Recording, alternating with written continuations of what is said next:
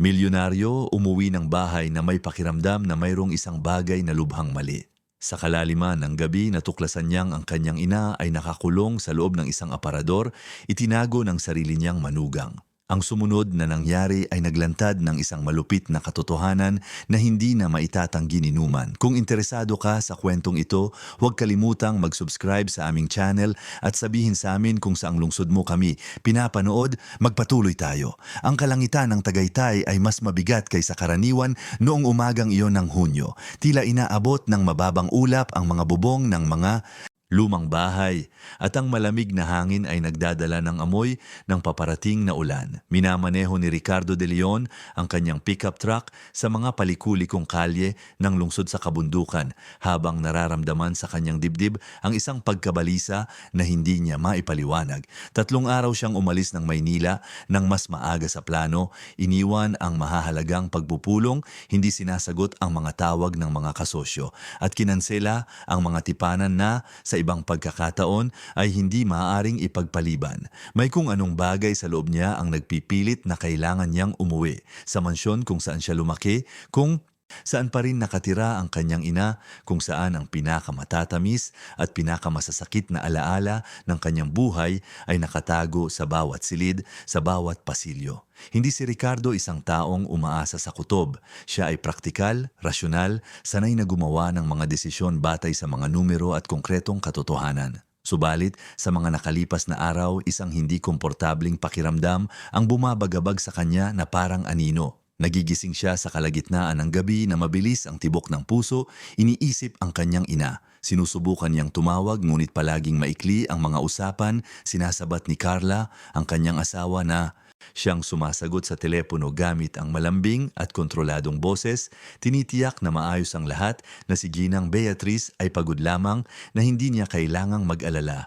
Ngunit nag-aalala si Ricardo. At habang lalong sinusubukan ni Carla na pakalmahin siya, lalo namang lumalaki ang kanyang dalamhati. Ang mansyon ng mga De Leon ay isang marangyang istruktura mula sa unang bahagi ng ika-20 siglo. Itinayo ng kanyang lolo sa tuhod sa isang magandang lokasyon kung saan matatanaw ang bahagi ng lungsod at ang mga bundok na nababalot ng kagubatan ng Sierra Madre. 3 palapag ng kulay abong bato at mamahaling kahoy, matataas na bintana na may makukulay na salamin, isang malawak na hardin na dating malago at ngayon ay buong dangal na lumalaban sa kapabayaan ng mga nakaraang taon. Ipinark ni Ricardo ang sasakyan sa pasukan at pinatay ang makina. Ang katahimikan na bumalot sa lugar ay halos nakakasakal. Wala ang huni ng mga ibon na dati gumigising sa kanya tuwing umaga ng kanyang kabataan. Wala ang malayong tunog ni Aling Nena, ang katiwala na nakikipag-usap sa kanyang ina sa kusina.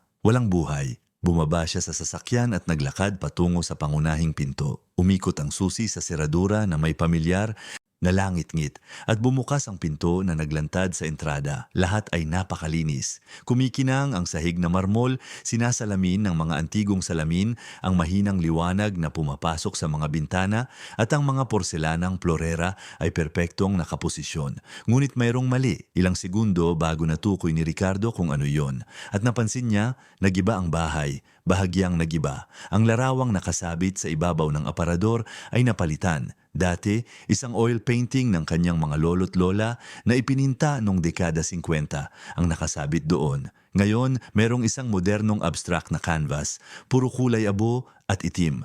Ang Persian na alpombra na nasa gitna ng entrada ay nawala, pinalitan ng isang modernong geometric na disenyo. Ang mga lumang litrato na nagpapalamuti sa mesita sa sulok ay wala na rin doon.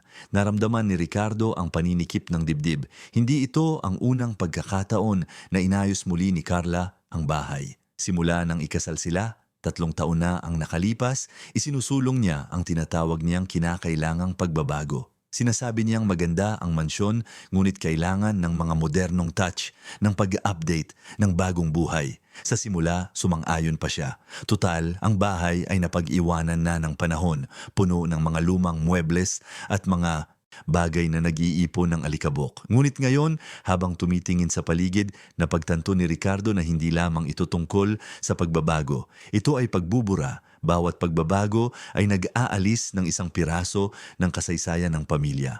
At siya, Naabala sa trabaho, wala sa loob ng maraming buwan, ay hinayaan itong mangyari. Isang boses ang pumutol sa kanyang pag-iisip. Senyor Ricardo, nakabalik na po kayo. Lumingon siya at nakita si Aling Nena na nakatayo sa simula ng pasilyo patungo sa kusina. Ang katiwala ay mas payat, mas hukot. Ang kanyang mukha na laging mahinahon ay mayroon na ngayong ekspresyon ng ginhawat na may halong pangamba. Pinunasan niya ang kanyang mga kamay sa apron at dahan-dahang lumapit na parang takot magsalita ng malakas.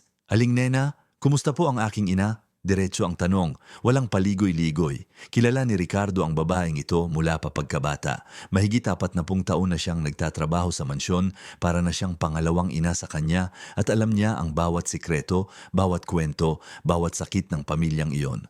Kung mayroong mali, alam niya ito. Nag-atubili si Nena. Ang kanyang mga mata ay napatingin sa sahig, pagkatapos ay sa hagdanan patungo sa ikalawang palapag at sa wakas ay bumalik kay Ricardo. May takot doon. Isang takot na hindi niya nakasanayang makita sa malakas at desididong babaeng iyon.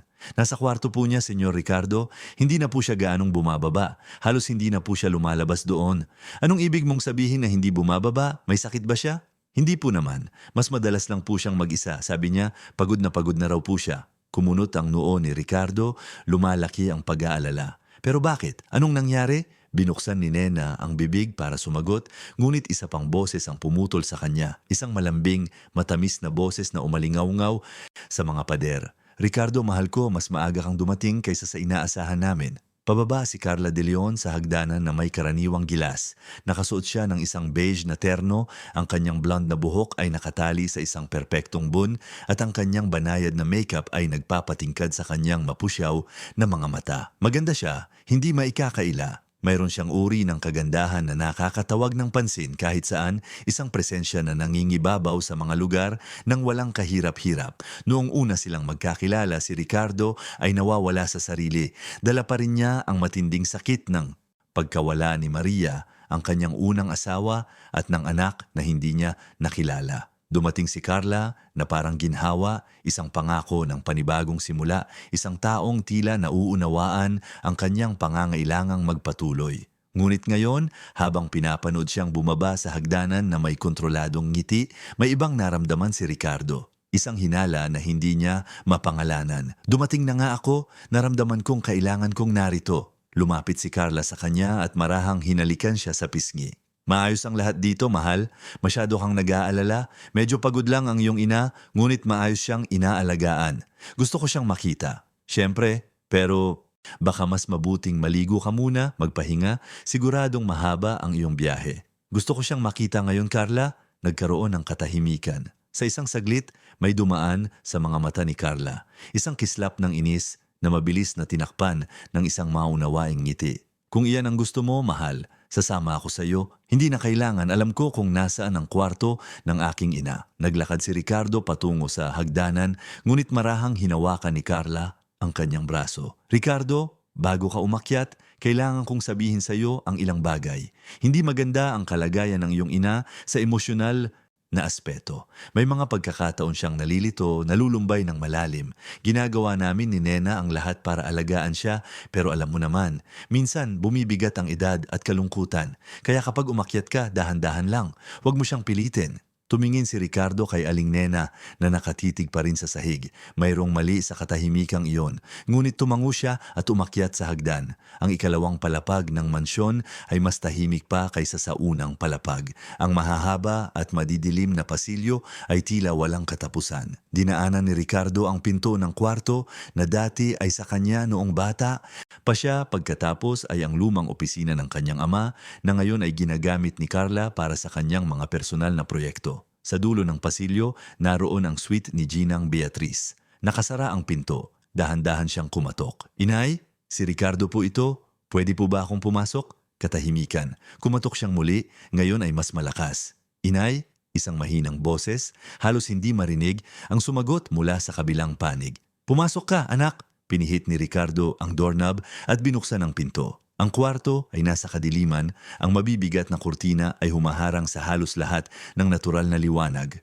Ilang segundo bago nasanay ang kanyang mga mata sa dilim, nang sa wakas ay nakakita na siya, ang kanyang nakita ay nagpabigla sa kanya. Si Beatriz de Leon ay nakaupo sa isang silya sa tabi ng bintana, nakayukyok, suot ang isang kupas na bata de banyo na tila napakalaki para sa kanyang katawan. Palagi siyang isang babaeng may malakas na presensya, matangkad, tuwid ang tindig, may tingin na nagpapataw ng respeto at lambing ng sabay. Ngunit ang babaeng nakikita ngayon ni Ricardo ay isang anino. Ang kanyang puting buhok ay magulo, ang mukha ay mas payat, ang mga mata ay malalim at walang kislap. Tumingin siya sa kanyang anak at sa isang sandali ay tila hindi siya nakilala. Pagkatapos may sumiklab sa kanyang tingin at sinubukan niyang ngumiti. Ricardo, anak ko, nakabalik ka. Lumuhod siya sa tabi niya at hinawakan ang kanyang mga kamay. Malamig ang mga ito, nanginginig. Inay, anong nangyayari? Bakit hindi na po kayo bumababa? Bakit po kayo nakakulong dito sa kwarto? Iniwas ni Beatriz ang tingin sa bintanang nakatakip. Pagod na ako, anak ko, pagod na pagod na. Pagod sa ano? Hindi siya sumagot. Hinigpitan lamang niya ang kamay ng kanyang anak na may nakakagulat na lakas, na parang may gusto siyang sabihin na hindi kayang ipahayag ng mga salita. Naramdaman ni Ricardo ang bukol sa kanyang lalamunan. Mayroong malalim na mali. Inay, hindi po kayo mabuti. Tatawag ako ng doktor. Hindi kailangan ng doktor, Ricardo. Kailangan ko lang ng kapayapaan. Anong kapayapaan yan? Palagi kayong malakas, aktibo. Inaalagaan ninyo ang hardin. Tinatanggap ang mga kaibigan, naglalakad-lakad, anong nagbago? Sa wakas ay tumingin si Beatriz sa kanya. At sa tingin na yon, may nakita si Ricardo na kinatakutan niya, pagpapaubaya, para bang sumuko na siya, para bang naghihintay na lamang siyang lumipas ang oras. Nagbabago ang mga bagay, anak, nagbabago ang mga tao, nagbago ang bahay. Anong ibig ninyong sabihin? Bago pa siya makasagot, bumukas ang pinto at pumasok si Carla, dala ang isang bandeha na may tsaa at biskwit. Nagdala ako ng merienda para sa inyo, naisip kong baka gusto ni Ginang Beatriz na kumain. Inilagay niya ang bandeha sa mesita at lumapit, hinahaplos ang mga balikat ni Beatriz na may pinag-aralang delikadesa. Kumusta na po ang pakiramdam ninyo, Bienan? Mas mabuti na po ba ngayong narito na ang inyong anak? Hindi sumagot si Beatriz. Ipinikit lamang niya ang kanyang mga mata na parang ang presensya lamang ni Carla ay nakakapagod sa kanya. Napansin ni Ricardo ang tensyon sa katawan ng ina, ang paraan ng pagyukyuk niya sa silya. Tumayo siya at tumingin kay Carla. Kailangan kitang makausap ngayon na. Ngumiti si Carla, hindi natitinag. Siyempre mahal, pumunta tayo sa ating kwarto. Huling sinulyapan ni Ricardo ang kanyang ina na nakapikit pa rin at sinundan si Carla palabas ng kwarto. Pagkasara ng pinto, hinarap niya ito. Anong nangyayari sa aking ina? Bumuntong hininga si Carla na parang nakikipag-usap sa isang matigas na ulo na bata. Ricardo, tumatanda na ang iyong ina. Natural lamang na maging mas marupok siya, mas mapag-isa. Ginagawa ko ang lahat para alagaan siya, ngunit wala ka rito. Sa halos lahat ng oras, naglalakbay ka, nagtatrabaho, ilang buwan kang wala. Ako ang nag-aalaga sa bahay na ito, ako ang nag-aayos ng lahat, ako ang tumitiyak na komportable siya. Hindi siya mukhang komportable, mukha siyang nakakakulong. Nakakakulong? Ricardo, kalokohan yan. May kalayaan ang iyong ina na pumunta at umalis kung kailan niya gusto. Kung pinipili niyang manatili sa kwarto, iyon ay dahil mas mabuti ang pakiramdam niya roon. Hindi siya pumipili, Carla. Kilala ko ang aking ina. Mayroong mali. Nagkrus ng braso si Carla at sa unang pagkakataon mula nang dumating siya, nawala ang tamis sa kanyang boses. Ano ba talaga ang ipinapahiwatig mo? Sinasabi kong kailangan kong maintindihan kung ano ang nagbago. Bakit iba na ang bahay? Bakit nawala ang mga lumang litrato? Bakit nakahiwalay ang aking ina? Nagbago ako ng ilang bagay dahil kailangan ng bahay na ito ng update. Hindi tayo maaaring manatili sa nakaraan magpakailanman, Ricardo. At tungkol sa iyong ina, dumadaan siya sa isang mahirap na panahon, ngunit inaalagaan siya. Kung hindi ka nagtitiwala sa akin, marahil ay dapat kang maglaan ng mas maraming oras dito. Ang mga salita ay sinabi na may lason na nakabalat kayo sa katwiran. Alam na alam ni Carla kung paano sulsulan ang pagkakasala ni Ricardo, kung paano iparamdam sa kanya na siya ang may pananagutan sa lahat. At sa isang banda, siya nga. Tutal, siya ang umalis, siya ang pumili sa trabaho bilang kanlungan pagkatapos ng trahedya, siya ang nagpahintulot kay Carla na kunin ang ganap na kontrol sa mansyon. Ngunit ngayon, habang tinitingnan ang kanyang asawa, may napansin siyang dati niyang hindi pinapansin.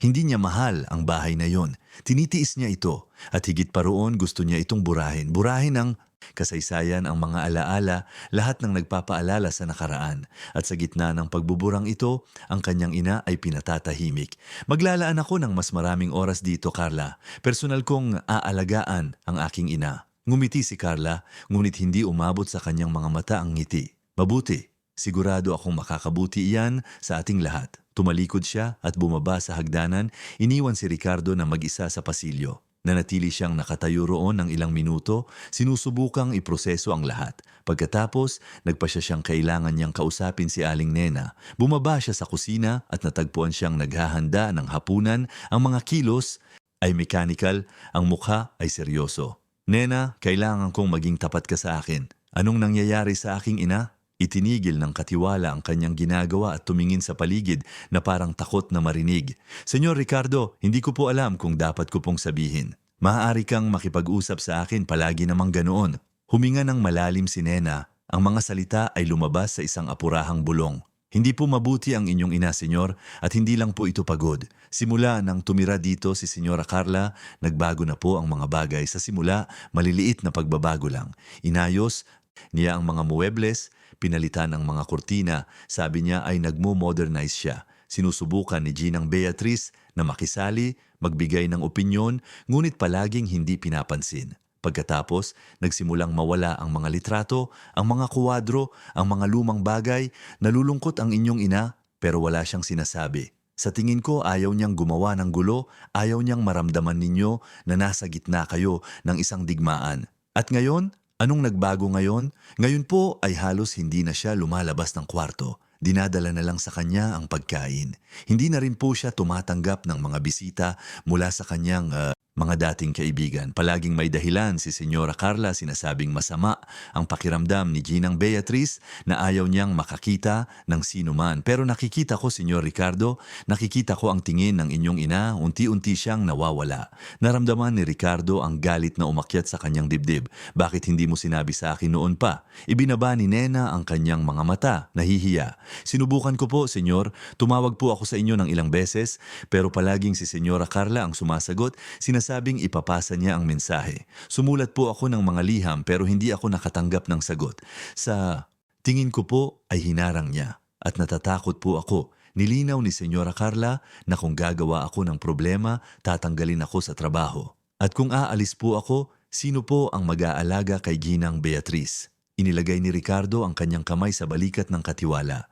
Ginawa mo ang iyong makakaya, pero narito na ako ngayon at aalamin ko kung anong nangyayari. Noong gabing iyon, hindi nakatulog si Ricardo. Nakahiga siya sa tabi ni Carla, pinakikinggan ang kanyang kalmado at regular na paghinga habang ang kanyang isip ay nag-aalab sa mga tanong. Nang tumunog ang 3:00 ng umaga, bumangon siya at naglakad sa madidilim na pasilyo ng mansyon. Pumunta siya sa aklatan, isa sa iilang silid na nananatili pa rin ang orihinal na anyo. Doon, sa pagitan ng mga estante ng mahogany at mga lumang libro, hinayaan niyang maalala. Naalala niya si Maria, ang kanyang Maria na may malambing na mga mata at madaling tumawa. Hindi siya mayaman, hindi galing sa tradisyonal na pamilya, ngunit mayroon siyang malaking puso. Nang dalhin niya ito para makilala ang kanyang ina, natakot si Ricardo na baka tanggihan siya ni Ginang Beatriz na ituring siyang hindi karapat-dapat para sa tagapagmana ng mga De Leon. Ngunit kabaligtaran ang nangyari, agad na nagkasundo sina Beatriz at Maria. Maghapon silang nag-uusap sa hardin, magkasamang nagluluto, nagtatawanan sa mga lumang kwento. Nagdala si Maria ng buhay sa bahay na iyon at sa wakas ay nagkaroon si Beatriz ng anak na babae na palagi niyang hinahangad at pagkatapos ay dumating ang trahedya. Nagbuntis si Maria ngunit naging komplikado ang pagbubuntis mula sa simula. Nagkaroon ng mga komplikasyon, pagdurugo, pagkaospital, sa araw ng panganganak gumuho ang lahat. Pumanaw si Maria at ang sanggol, nag-iwan ng isang puwang na hindi mapupunan ng anumang salita. Nagsara si Ricardo, ibinuhos niya ang sarili sa trabaho, naglakbay, iniwasan ang bahay, iniwasan ang ina, iniwasan ang lahat ng maaaring magpaalala sa kanya nang nawala. At si Beatriz, na minahal din si Maria bilang isang anak, ay naiwang mag-isa sa kanyang sakit. Sa puwang na iyon, lumitaw si Carla. Nagkakilala sila sa isang business event sa Maynila. Siya ay public relations officer ng isang malaking korporasyon, mahusay magsalita, sopistikada, puno ng mga plano at ambisyon. Nagpahulog si Ricardo. Hindi ito pag-ibig, alam niya iyon. Ito ay kaginhawahan, pangangailangang hindi mag-isa, pagnanais na makalimot. Nang ipahayag niya ang kasal, walang sinabi si Ginang Beatriz. Niyakap lamang siya at ibinulong, "Maging maligaya ka, anak ko." Ngunit hindi siya naging maligaya at ngayon, habang naglalakad sa tahimik na aklatang iyon, napagtanto ni Ricardo na ang kanyang ina ay hindi rin naging maligaya. Kinuha niya ang isa sa mga lumang album ng litrato mula sa estante. Binuksan niya ito at nakita ang mga larawan ni Maria, ng kanyang ina, ng kanyang sarili. Lahat ay nakangiti sa mga araw na tila napakalayo na. Inilipat niya ang mga pahina at natagpuan ang mga litrato ng kasal nila ni Maria, ng baby shower na hindi natuloy, ng mga family party noong ang bahay ay humihinga pa ng kagalakan. At napansin niya ang isang bagay, walang litrato ni Carla doon. Kahit isa, para siyang ipinasok sa kasaysayan ng pamilya nang hindi nag-iiwan ng bakas.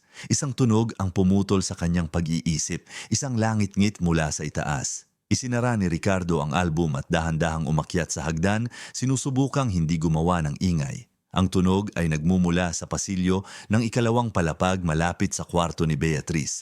Lumapit siya at nakita ang isang siwang ng liwanag sa ilalim ng pinto. May tao sa loob, lumapit si Ricardo at idinikit ang tainga sa pinto. Narinig niya ang mga mahihinang boses. Ang isa ay kay Carla, ang isa ay tila sa ina, ngunit mahina, nanginginig. Sinubukan niyang buksan ang pinto, ngunit nakakandado ito. Kumatok siya. "Carla, inay?" Agad na tumahimik. Pagkatapos sumagot ang boses ni Carla, mahinahon. "Ricardo, bakit ka gising? May narinig akong ingay, maayos lang ba dyan?" "Oo, nagkaroon ng masamang panaginip ang iyong ina, pinapakalma ko lang siya. Buksan mo ang pinto." Katahimikan. "Tulog na siya ngayon, Ricardo. Mas mabuting huwag siyang gisingin." "Carla, buksan mo ang pinto." Narinig ang tunog ng susi na umiikot at bumukas ang pinto. Naroon si Carla, nakapantulog, nakalugay. Ang buhok may ekspresyon ng pagkainis na bahagyang nakatago. Sa likod niya, nakita ni Ricardo ang ina na nakahiga sa kama, nakatalikod, hindi gumagalaw. "Nakikita mo, maayos siya. Ngayon bumalik na tayo sa kwarto at hayaan siyang magpahinga." Pumasok si Ricardo sa kwarto at lumapit sa kama. Mukhang natutulog si Beatriz, ngunit mayroong mali. Tense ang kanyang mukha, mahigpit ang mga labi, hinawakan niya ang kanyang kamay at dahan-dahan niyang iminulat ang mga mata. Nang makita ang anak, isang luha ang dumaloy sa gilid ng kanyang mata. "Inay," wala siyang sinabi, hinigpitan lamang niya ang kamay nito at muling ipinikit ang mga mata. Tumingin si Ricardo kay Carla, nananatiling walang ekspresyon. "Halika na, Ricardo, hayaan mo siyang matulog." Lumabas siya ng kwarto, ngunit mayroong isang bagay sa eksenang iyon na lubos na bumabagabag sa kanya. At habang pabalik sa sariling kwarto, isang katiyakan ang nagsimulang mabuo sa kanyang isipan. Kailangan niyang alamin kung ano talaga ang nangyayari sa bahay na iyon at kailangan niyang alamin ito ng mabilis bago mahuli ang lahat. Ang mga unang sinag ng araw kinabukasan ay pumasok sa bintana ng kwarto ni Ricardo, ngunit gising na siya ng ilang oras. Hindi siya nakatulog pagkatapos ng kakaibang eksena sa madaling araw. Ang imahe ng kanyang ina na nakayukyuk sa kama, ang nag-iisang luha na dumadaloy, ang malamig at kalkuladong tingin ni Carla. Lahat ay naghahalo sa kanyang isipan tulad ng mga piraso ng isang palaisipan na hindi pa niya mabuo. Bumangon siya bago magising si Carla at bumaba sa kusina. Nandoon na si Aling Nena naghahanda ng kape. Nang makita siya, tila gumaan ang loob nito na parang ang kanyang presensya ay isang panangga laban sa isang bagay na hindi nakikita, ngunit nagbabanta. "Magandang umaga, Senyor Ricardo. Nakatulog po ba kayo ng maayos?" "Hindi gaanong." "Nena, kailangan kong sabihin mo sa akin ang lahat, mula sa simula. Kailan nagsimulang magbago ang mga bagay?" Tumingin ang katiwala ng may kaba sa pinto, tinitiyak na sila lang ang nandoon. Pagkatapos sa mahinang boses, nagsimula siyang magsalita. "Dahan-dahan po, alam nyo na. Sa simula, pagkatapos ninyong ikasal ni Senyora Carla, mabait pa naman siya. Nakikipag-usap kay Ginang Beatriz, nagtatanong tungkol sa kasaysayan ng bahay, mukhang interesado. Pero pagkatapos, nagsimula siyang magbago ng maliliit na bagay. Isang unan dito, isang florera doon. Hindi naman gaanong ininda ni Ginang Beatriz, akala niya natural lang na gusto ng isang asawa na mag-iwan ng marka sa bahay. Pero lumaki ang mga pagbabago, pinalitan ang mga muebles, inalis ang mga kuwadro, at tuwing may imumungkahi o hindi sasang-ayon si Ginang Beatriz, may handang sagot si Senyora Carla palaging magalang, palaging lohikal, pero sa huli ay ganap na binabaliwala ang opinyon ng inyong ina. Nagsalin si Ricardo ng kape, ang mainit na likido ay dumadaloy sa kanyang lalamunan habang sinasipsip ang bawat salita. At hindi kailanman nagreklamo sa akin ang aking ina. Ayaw niya po kayong alalahanin, senyor.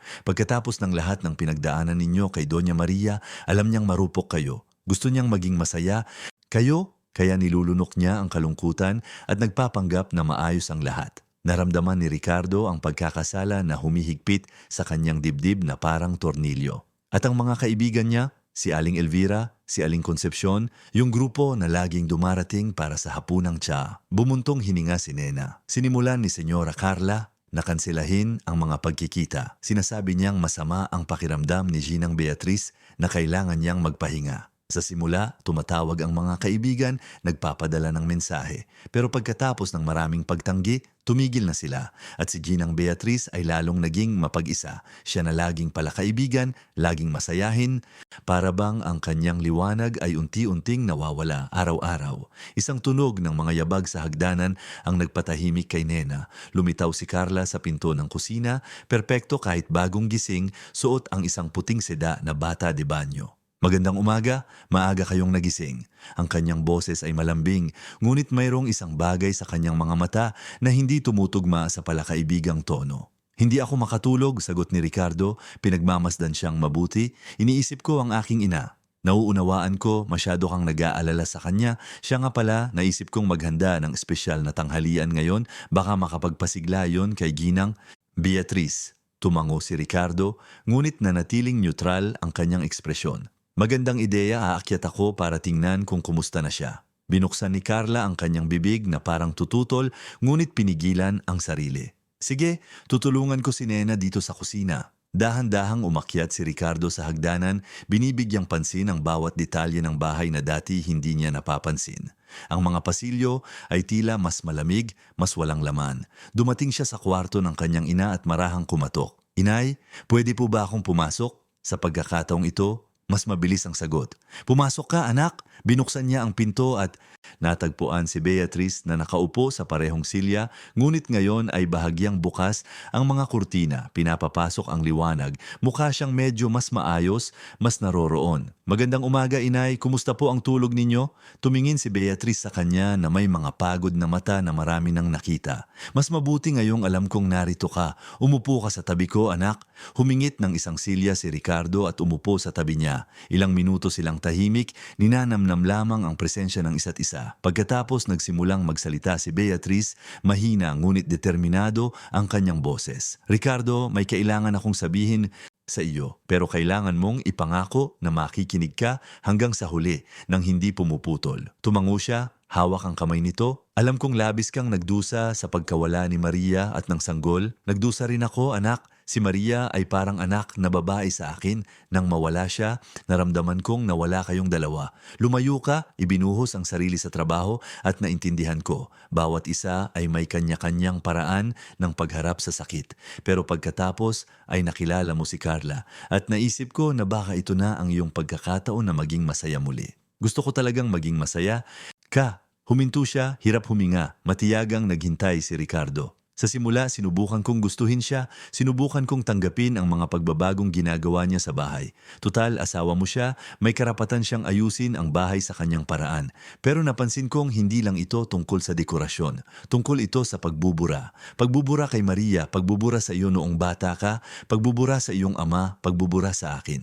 Bawat bagay na nawawala ay nagdadala ng isang piraso ng ating kasaysayan. At nang sinubukan kong magsalita, nang sinubukan kong makisali sa mga desisyon, hindi ako pinansin. Hindi sa bastos na paraan. Hindi.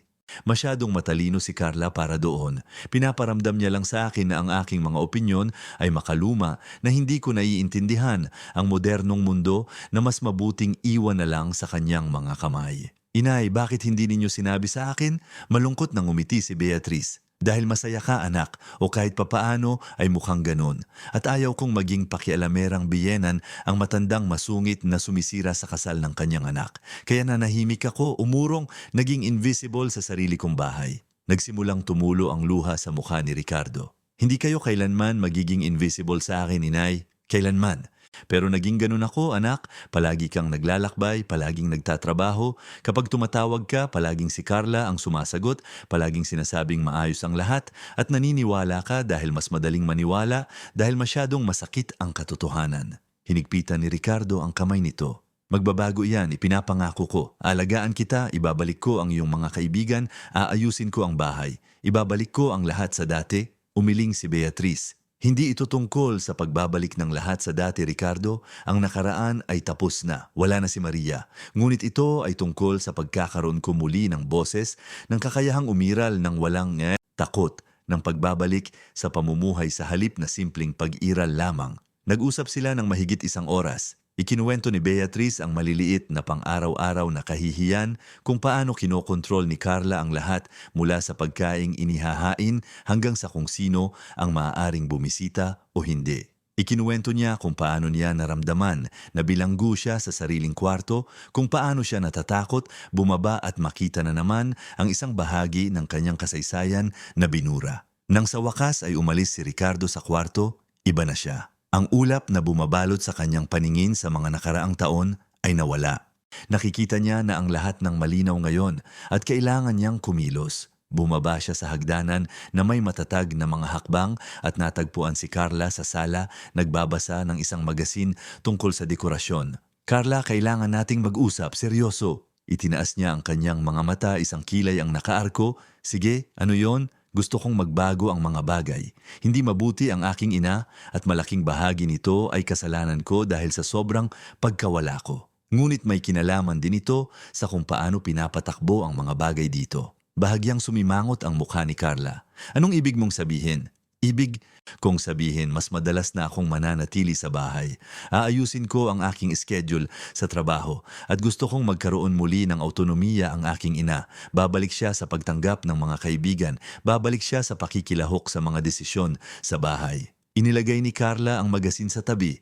Naging mas matigas ang kanyang postura. Ricardo, marupok ang iyong ina. Kailangan niya ng pangangalaga, ng pahinga. Hindi malusog na bigyan siya ng pasanin ng mga desisyon at nakakapagod na mga bisita.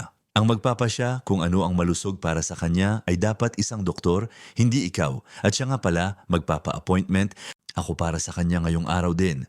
Ricardo, nag-e-exaggerate ka. Maayos kong inaalagaan ang iyong ina. Talaga? Lumapit siya. Kung gayon, ipaliwanag mo sa akin kung bakit halos nakakulong siya sa kwarto. Bakit hindi na bumibisita ang kanyang mga kaibigan. Bakit nawala ang lahat ng bagay na may kahulugan sa kanya? Tumayo si Carla, ang mga matay kumikinang sa pinipigilang galit. Minodernize ko ang bahay na ito dahil halos gumuho na. Nakakulong sa nakaraan. Ginawa ko ang hindi mo kayang gawin. At tungkol sa mga kaibigan ng iyong ina, tumigil silang bumisita dahil siya mismo ang ayaw na silang tanggapin.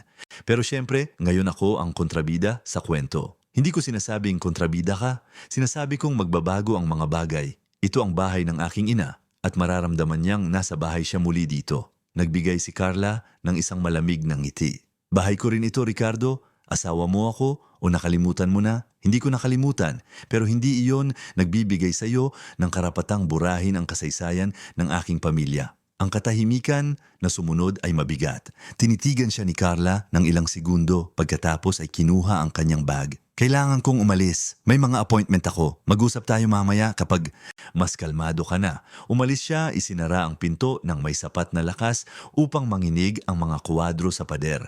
Nakatayo roon si Ricardo, mabilis ang tibok ng puso. Alam niyang lumampas siya sa isang linya na ang mga bagay sa pagitan nila ni Carla ay hindi na magiging pareho.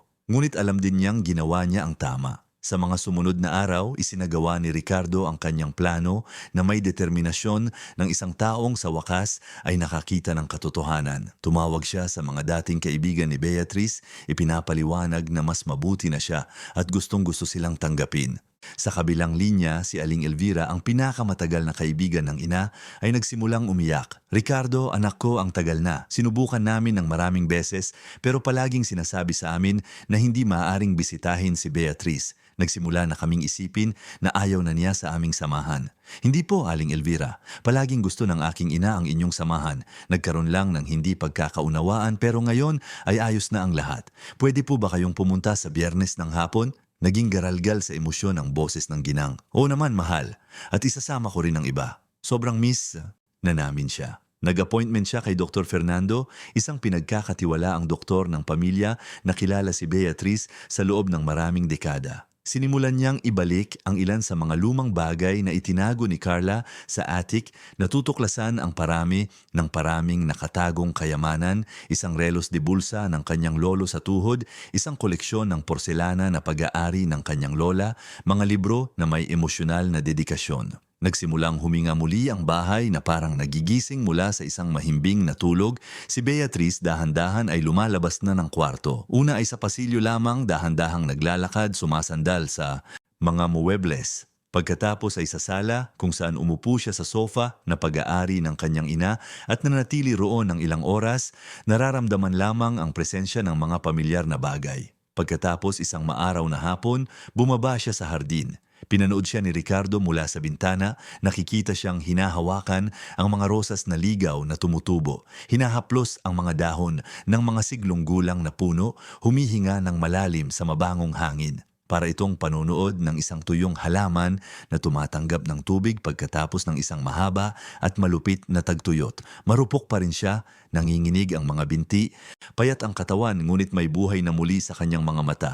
Ang kislap na naaalala niya mula sa pagkabata ay bumabalik, mahiyain pa, ngunit naroroon. Isang umaga, mas maagang nagising si Beatrice at ginulat si Nena sa kusina. Nena, mahal, gagawa ako ngayon ng cake na mais, yung laging paborito ni Ricardo. Halos mabitawan ng katiwala ang tasa na hawak niya. Ginang Beatrice, sigurado po ba kayo? Ang tagal na po. Oo, kailangan kong bumalik sa paggawa ng mga bagay na gusto ko at matagal na akong hindi nagluluto sa bahay na ito. Maghapon silang dalawa sa kusina at ang amoy ng nilulutong cake ay kumalat sa mansyon na parang isang mainit na yakap. Bumaba si Ricardo na naakit ng amoy at natagpuan ang ina na may harina sa mga kamay. Nakangiti sa paraang hindi niya nakita sa loob ng maraming taon. Ang amoy na iyan, paborito mong cake anak, naisip kong oras na para ibalik ang ilang tradisyon. Niyakap niya ito, naramdaman sa unang pagkakataon sa mahabang panahon na baka nga talagang bumuti ang mga bagay. Si Carla, sa kabilang banda, ay lalong naging malayo at galit. Mahabang panahon siyang wala sa bahay, sinasabing may mga pulong sa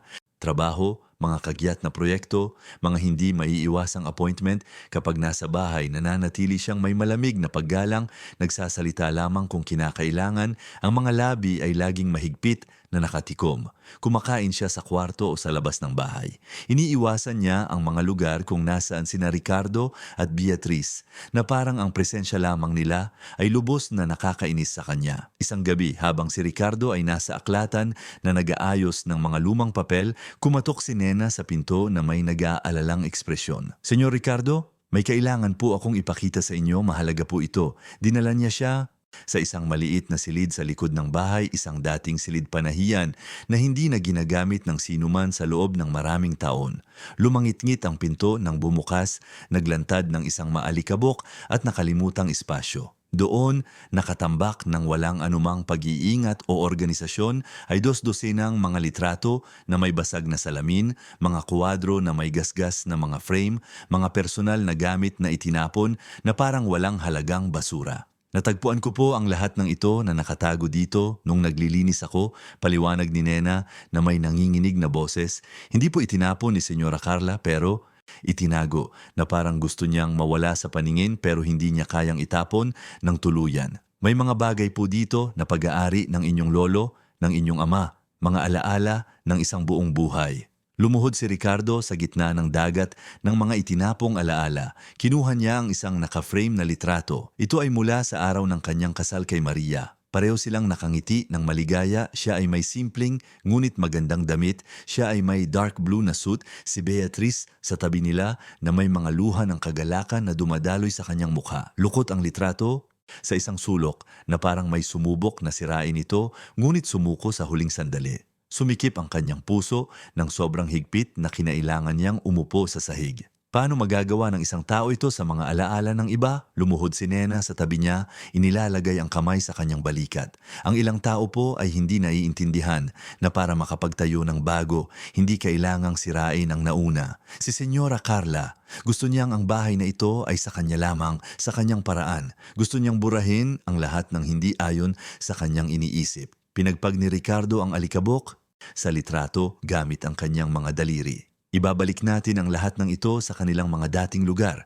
Bawat litrato, bawat bagay, ibabalik natin ang kaluluwa ng bahay na ito. Magdamag silang nag-ayos ng mansyon, maingat na nililinis ni Nena ang bawat bagay habang ibinabalik ni Ricardo ang mga ito sa mga lugar na naaalala niya mula sa kanyang pagkabata. Ang relo sa pader ng kanyang lolo sa tuhod ay bumalik sa silid kainan. Ang mga porselana ng kanyang lola ay bumalik sa kristalera. Ang mga larawan ng pamilya ay muling isinabit sa pasilyo ng ikalawang palapag. Bawat litrato ng kasal nila ni Maria ay binigyan ng espesyal na lugar. Hindi sinusubukan ni Ricardo na mabuhay sa nakaraan, kundi parangalan ang alaala, kinikilala na ang mga taong iyon at ang mga sandaling iyon ay bahagi ng kung sino siya. Nang sumikat ang araw, naghahatid ng ginintuang sinag sa mga bintana ng mansyon, ang bahay ay tila bumalik sa panahon. Hindi ganap dahil imposible iyon, ngunit sapat na upang ang diwa ng pamilyang De Leon, kasama ang lahat ng kasaysayan nito, mga kagalakan at mga sakit, ay muling naroroon. Nagsimulang magkwento muli ang bahay. Bumaba si Beatriz para sa almusal at huminto sa gitna ng entrada, tumitingin sa paligid na may mga matang puno ng luha na malayang dumadaloy sa kanyang kulubot na mukha. Diyos ko anak, ibinalik mo ang lahat. Ibinalik mo ang ating kasaysayan. Mahigpit siyang niyakap ni Ricardo, nararamdaman ang marupok niyang katawan sa kanya. Ibinalik ko, inay. At simula pa lang ito, sa Biyernes, darating ang iyong mga kaibigan para sa tsaa. At sa susunod na linggo, pupunta tayo sa doktor para sa isang kumpletong check-up. Hinawakan ni Beatriz ang mukha ng kanyang anak gamit ang dalawang kamay, tumitingin ng malalim sa kanyang mga mata. Salamat anak ko. Salamat sa muling pagtingin sa akin, sa pagpaparamdam na umiiral ako muli. Ngunit habang magkayakap ang mag-ina sa entrada na naliliwanagan ng umaga, walang sino man sa kanila ang nakapansin kay Carla sa tuktok ng hagdanan. Bahagyang nakatago sa likod ng haliging marmol, pinapanood ang eksena na may ekspresyon na naghahalo ng malalim na galit, lumalaking pagkabigo at isang bagay na mas mapanganib at madilim. Ang kanyang mga daliri ay bumaon sa kanyang palad nang may sapat na lakas upang mag-iwan ng mga marka. Nawala sa kanya ang kontrol na pinaghirapan niyang makuha. Bawat kalkuladong galaw sa loob ng 3 taon ay nawasak sa loob lamang ng ilang araw. At ang mga taong tulad ni Carla, na sanay na manipulahin at kontrolin, ay hindi tumatanggap ng pagkatalo ng hindi lumalaban. Hindi sila basta-basta sumusuko at nagpapatuloy. Kung hindi niya makukuha ang kontrol, walang sinuman ang makakakuha nito. At sa sandaling iyon, nakikita ang mag-ina na muling nagkakaisa, isang madilim at tiyak na bagay ang nabuo sa kanyang isipan. Noong Biyernes, tulad ng ipinangako, dumating ang mga kaibigan ni Beatriz para sa tsaa. Si Aling Elvira ang una, nagdala ng cake na dalandan na espesyalidad ng kanyang bahay. Sumunod si Aling Concepcion, may dalang isang pumpon ng mga bulaklak mula sa hardin. Si Doña Mariana, ang pinakabata sa grupo, ay nagdala ng isang kahon ng Belgian chocolates. Lahat sila ay nagyakapan at umiyak nang makita si Beatriz, nagkokomento kung gaano siya kapayat, ngunit mas buhay ang mga mata. Beatriz, mahal, sobrang miss ka na namin, sabi ni Aling Elvira, hawak ang mga kamay ng kaibigan. Miss ko na rin kayo, higit pa sa inyong inaakala. Umupo sila sa sala, kung saan naghanda si Nena ng isang magandang mesa gamit ang antigong porselana ng pamilya. Inihain ang tsaa sa mga delikadong tasa at sa unang pagkakataon sa loob ng maraming taon na puno ang bahay ng tawanan ng mga babae ng mga lumang kwento na muling ikinukwento ng tunay na pagkakaibigan na muling ipinagdiriwang. Pinanood ni Ricardo mula sa malayo, nararamdaman ang init sa kanyang puso. Ngunit napansin din niya kung paano dumadaan si Carla sa mga pasilyo na parang anino, laging may seryosong ekspresyon, hindi kailanman sumasali sa grupo, tinatanggihan ang magalang na paanyaya ng mga ginang na makisali sa usapan. Noong gabing iyon, pagkatapos umalis ng mga kaibigan at umakyat si Beatriz sa kwarto na pagod, ngunit masaya, hinanap ni Ricardo si Carla. Nasa opisina siya, nagkakalkal sa computer. Carla, kailangan nating mag-usap tungkol sa atin. Hindi niya inalis ang tingin sa screen. Anong pag-uusapan? Lahat, gumuho na ang ating kasal. Alam mo yan. Sa wakas ay tumingin si Carla sa kanya, ang mga matay kasing lamig ng yelo. Gumuho ito dahil pinili mo ang iyong ina kaysa sa akin. Hindi ito tungkol sa pagpili sa pagitan ninyo, tungkol ito sa paggawa ng tama. Ang aking ina ay pinatatahimik, binubura. Hindi ko na maaaring baliwalain iyon. At ako? Tumayo siya, tumataas ang boses.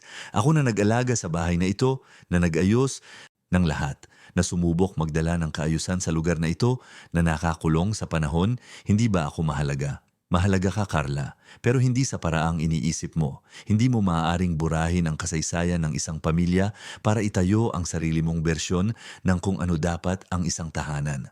Tumawa si Carla ng mapait.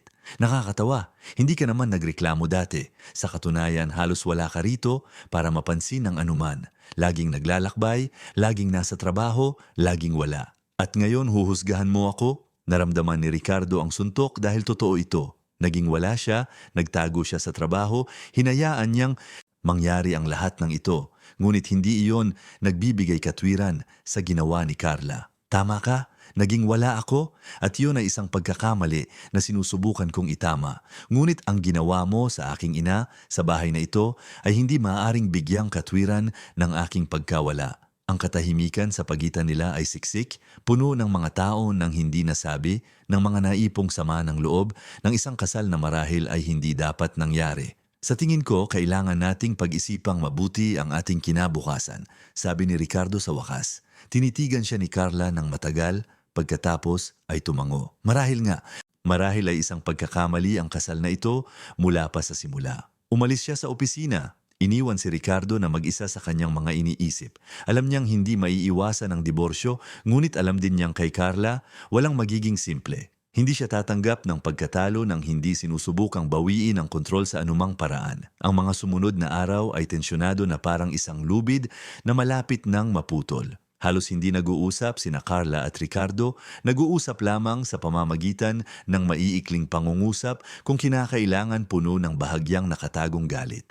Mas madalas siyang wala sa bahay, maagang umaalis at gabi na umuuwi, laging may mga malabong dahilan tungkol sa mga profesional na appointment at hindi maiiwasang mga pulong. Nagkukulong siya sa silid ng bisita na ngayon ay kanyang tinitirhan at naririnig ni Ricardo ang kanyang mga nerbiyosong yabag sa sahig na kahoy sa mga gabing walang tulog. Malinaw na tapos na ang kasal, halata sa sinumang papasok sa bahay na iyon at mararamdaman ang tensyon sa hangin, ngunit wala sa kanila ang may lakas ng loob o enerhiya na gawin ang huling at tiyak na hakbang. Para silang parehong naghihintay na sumuko muna ang isa na may isang magkakaroon ng lakas ng loob na bigkasin ang mga huling salita na opisyal na magtatakda ng katapusan. Si Beatrice sa kabilang banda ay namumukadkad na parang isang rosas na sa wakas ay nakatanggap ng sikat ng araw pagkatapos ng ilang buwan sa lilim.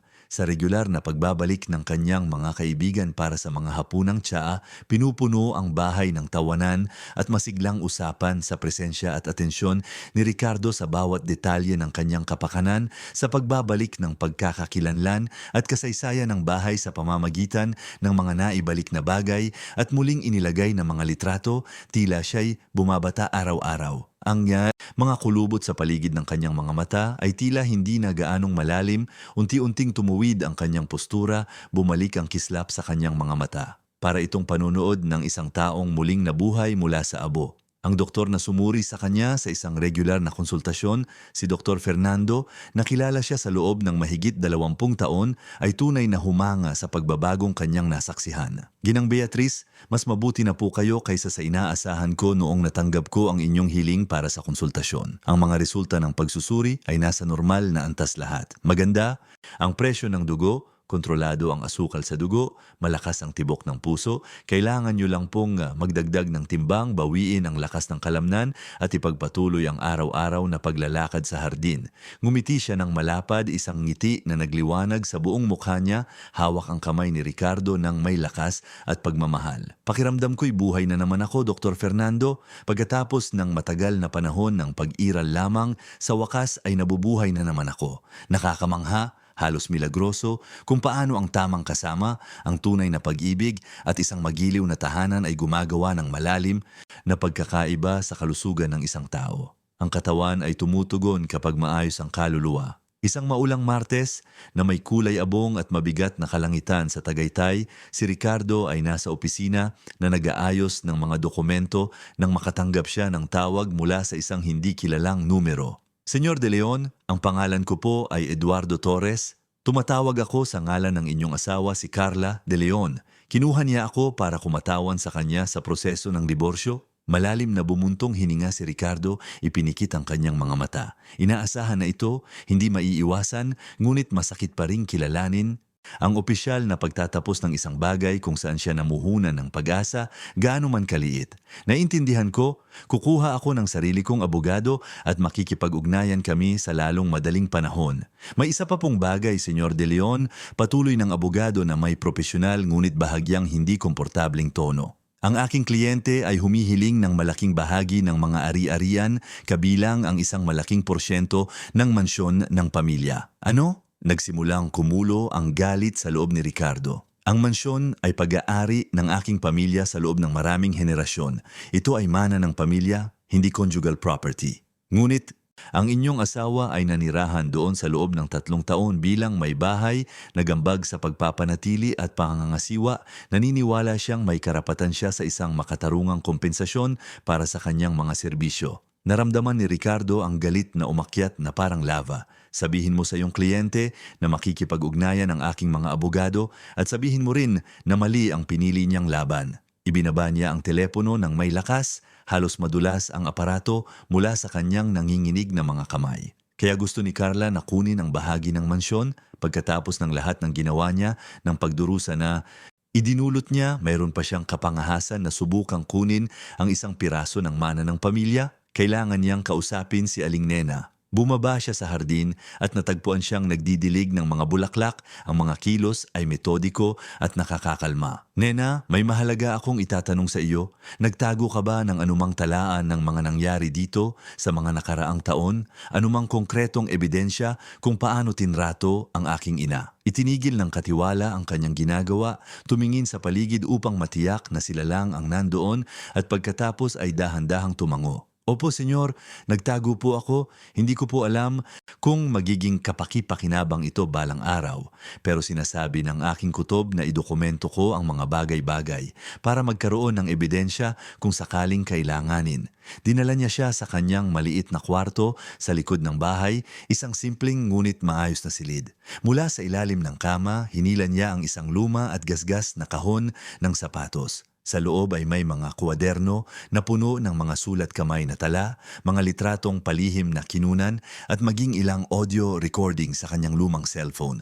Sinimulan ko pong isulat ang mga bagay-bagay nang mapansin kong lumalala na ang sitwasyon na hindi na lang ito tungkol sa magkaibang personalidad, paliwanag ni Nena sa mahinang boses, ang mga petsa kung kailan hindi kumain ng maayos si Ginang Beatriz dahil sinabi ni Senyora Carla na nagda-diet siya na kailangan niyang pumayat. Ang mga pagkakataong tumawag ang mga kaibigan para bumisita at tinanggihan sila ng mga dahilan. Ang mga pagkakataong natagpuan ko si Ginang Beatriz na umiiyak mag-isa sa kwarto, ganap na nawalan ng pag-asa. Ang mga pagbabago sa bahay, ang pagkawala ng mga gamit, lahat po ay nakatala dito. Binuklat ni Ricardo ang mga kwaderno na may nanginginig na mga kamay, nararamdaman ang paninikip ng puso sa bawat salita. Masusing itinala ni Nena ang lahat na may eksaktong mga petsa, oras at tiyak na mga detalye. Ito ay isang detalyadong talaan ng tahimik at sistematikong kalupitan na dinanas ng kanyang ina sa loob ng maraming taon.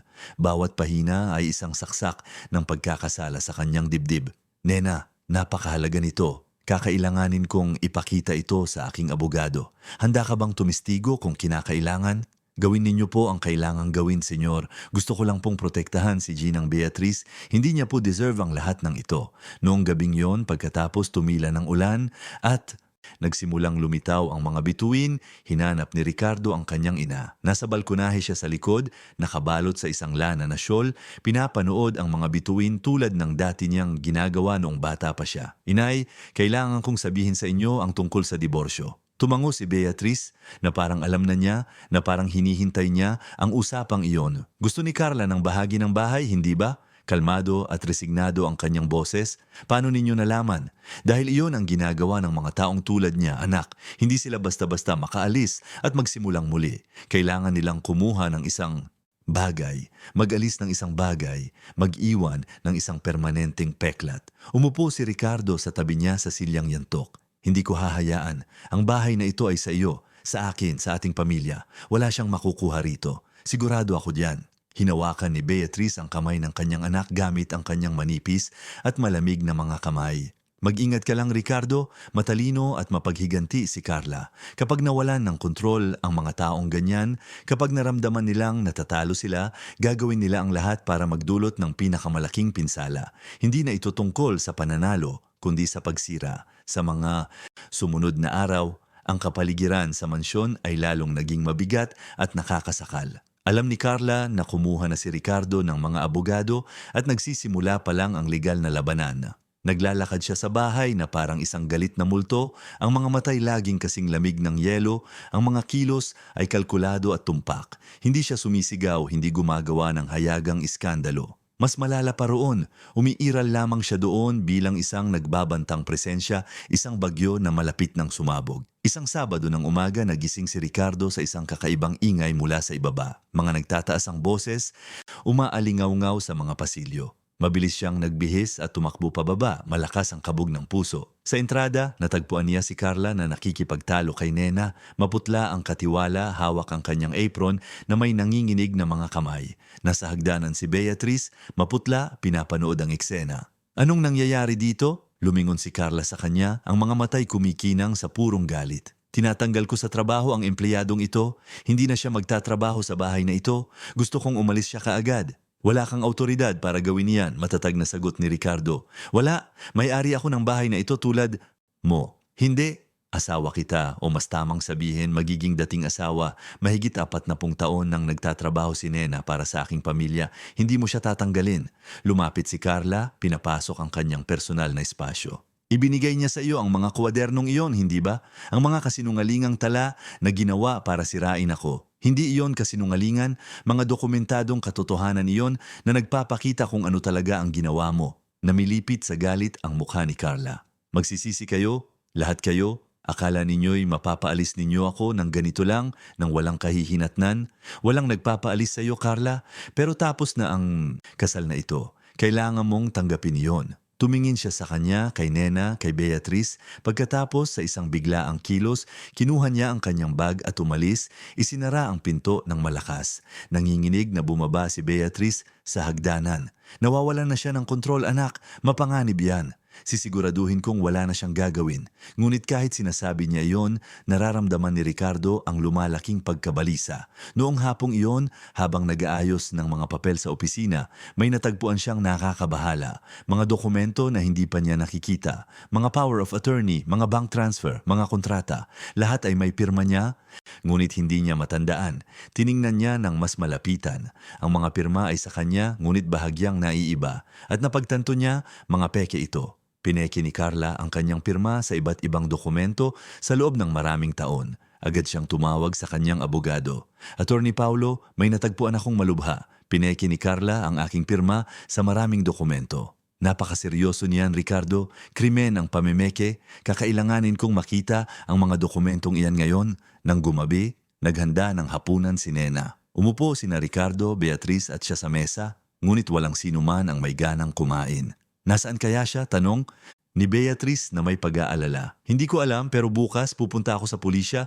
Ngunit noong gabing iyon, bandang 2:00 ng umaga, nagising si Ricardo sa isang kakaibang amoy. Usok, mabilis siyang bumangon, puno ng kulay abong ulap ang pasilyo. Sunog, nasusunog ang bahay. Inay, Nena, sigaw niya, tumatakbo. Kinalampag niya ang pinto ni Beatrice. Nakakandado, desperado siyang nagsimulang sumipa. Inay, may sunog sa bahay. Ricardo, nakakandado ang pinto. Sinipa niya hanggang sa bumigay ang seradura. Nasa kama si Beatrice, umuubo. Binuhat niya ito at tumakbo palabas. Dinaanan niya ang kwarto ni Nena. Nena, labas! Sunog! Tumatakbong bumaba silang tatlo sa hagdanan. Ang usok ay nagmumula sa opisina. Nakarating sila sa hardin, umuubo. Tumawag si Ricardo sa mga bumbero. Pagkatapos habang tinitingnan ang bahay, nakita niya ang isang figura sa kabilang panig ng hardin. Si Carla yon, pinapanood ang mansyon na nasusunog. Ikaw ang may gawa nito? Sigaw niya, sumusugod. Malamig nang umiti si Carla. Kung hindi ko makukuha, walang sino man ang makakakuha. Akala mo ba'y mapapaalis mo ako ng walang kahihinatnan? Baliw ka! May mga tao sa loob, pero nakalabas naman lahat. Anong swerte? Kinuha ni Ricardo ang kanyang cellphone at nagsimulang mag-record. Inamin mo ang panununog. Ito ay tangkang pagpatay.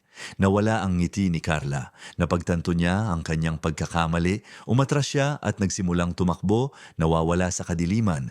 Dumating ang mga bumbero at nakontrol ang apoy. Nasira ang opisina, bahagyang napinsala ang aklatan, ngunit nailigtas nila ang mansyon. Ipinakita ni Ricardo ang recording sa pulisya. Isang warrant ang inilabas. Natagpuan si Carla 2 oras pagkatapos sinusubukang sumakay ng bus. Inaresto siya at dinala sa istasyon ng pulisya. Sa mga sumunod na araw, lumabas ang buong katotohanan, ang mga pamemeke, ang pag-iisa kay Beatrice, ang panununog. Si Carla ay kinasuhan ng maraming krimen, nawala sa kanya ang lahat. Sinimulan nina Ricardo at Beatrice na ayusin ang mga pinsala, simboliko ito, muling itinatayo nila hindi lamang ang bahay, kundi pati na rin ang kanilang mga buhay. Isang hapon, habang pinangangasiwaan ang mga gawa, nakita ni Ricardo ang kanyang ina sa hardin na nakikipag-usap sa mga kaibigan. Nakangiti siya. Sa sandaling iyon, alam niyang nanalo sila. Hindi laban kay Carla, kundi laban sa katahimikan, laban sa pagkalimot.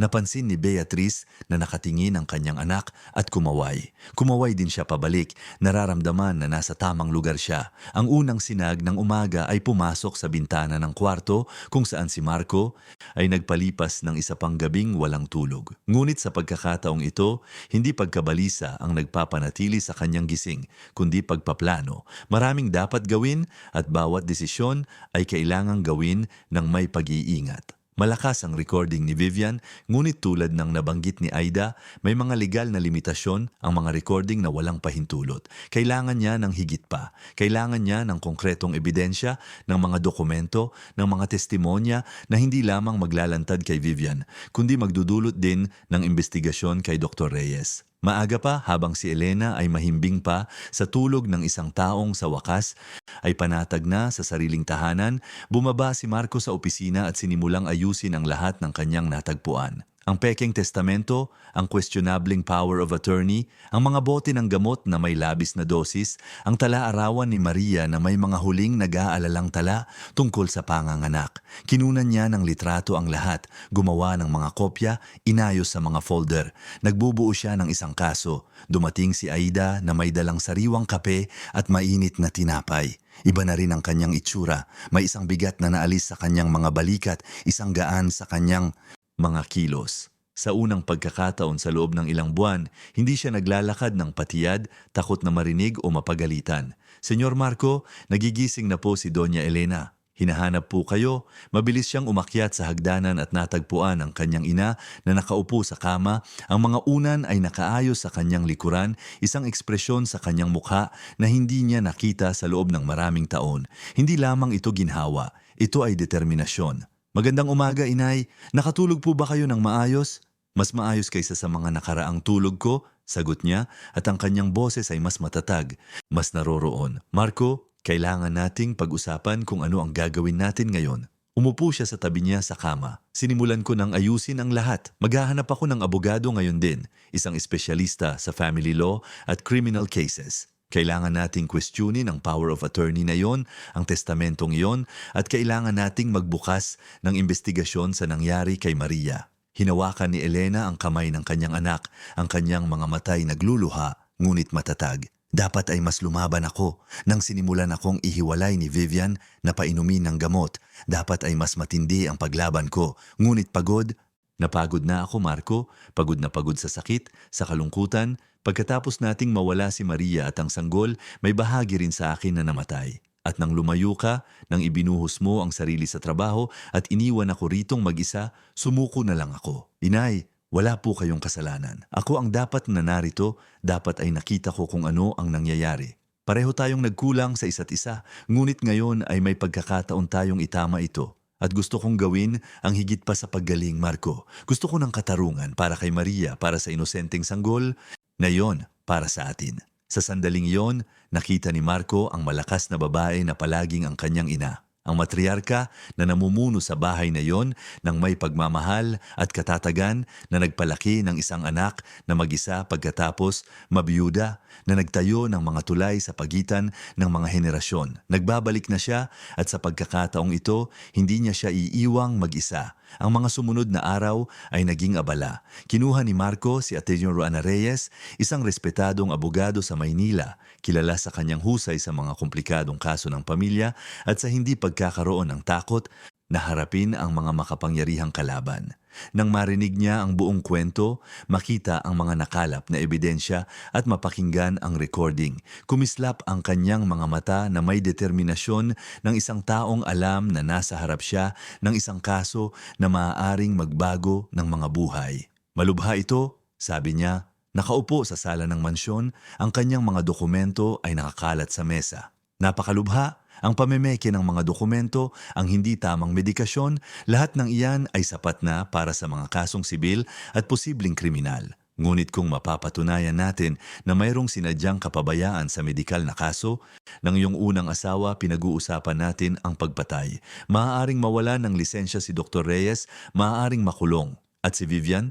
Tanong ni Marco. Kung mapapatunayan nating alam niya at aktibong nakilahok sa pagpaplano, maaari rin siyang kasuhan bilang kasabwat. Ngunit kailangan nating mag-ingat. Ang mga taong tulad niyan ay karaniwang may mga mahuhusay ding abogado at lalaban sila ng husto. Wala akong pakialam kung gaano katagal o kung magkano ang gagastusin. Gusto ko ng katarungan, tumango si Ana. Kung gayon, magsimula na tayo. Una, hihilingin nating ipawalang bisa ang power of attorney at ang testamento. Kakailanganin kong sumailalim si Doña Elena sa isang kumpletong medikal na pagsusuri sa mga doktor na pinagkakatiwalaan ko upang idokumento ang kanyang kalagayan pagkatapos ng labis na medikasyon. Kakailanganin din nating buksan muli ang kaso ng panganganak ni Maria, hilingin ang kumpletong medical records, kumuha ng mga eksperto para suriin kung mayroong medical malpractice. Si Elena na nakaupo sa kanyang paboritong silya, isa na sinubukang alisin ni Vivian, ngunit itinago ni Aida sa attic at ngayon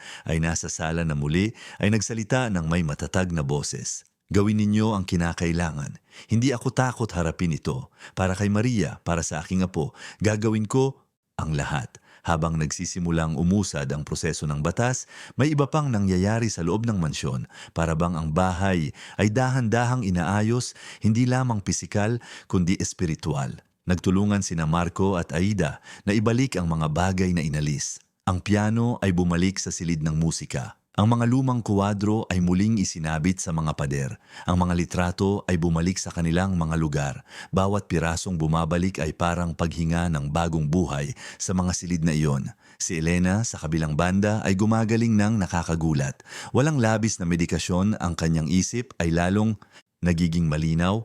Nagsimula siyang lumabas ng kwarto, maglakad sa hardin, bumalik sa maliliit na gawain na kanyang minamahal. Muli siyang nagpinta, isang bagay na hindi niya ginawa sa loob ng maraming taon. Ang kanyang mga watercolor ay nagsimulang lumitaw sa buong bahay, mga malumanay na tanawin sa mga pastel na kulay, iba sa mga madidilim na obra na nilikha niya sa mga buwan sa ilalim ng kontrol ni Vivian. Isang hapon, 3 linggo pagkatapos paalisin si Vivian, si Aling Lilia, ang matagal ng kaibigan ni Elena, ay dumating sa pinto. Palihim siyang tinawagan ni Aida, ipinapaliwanag na ligtas ng bumisita, na nagbago na ang mga bagay.